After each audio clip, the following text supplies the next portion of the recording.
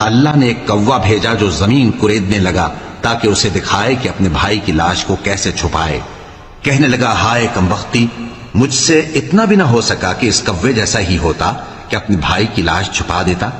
پھر وہ پشیمان ہو گیا۔ اس قتل کی وجہ سے ہم نے بنی اسرائیل کے ذمے یہ بات لکھ دی کہ جو شخص کسی کو ناحق قتل کرے گا، یعنی بغیر اس کے کہ جان کا بدلہ لیا جائے یا ملک میں خرابی کرنے کی سزا دی جائے، تو اس نے گویا تمام انسانوں کو قتل کیا، اور جو ایک انسان کی جان بچا لے تو گویا اس نے سارے انسانوں کو زندگی دے دی۔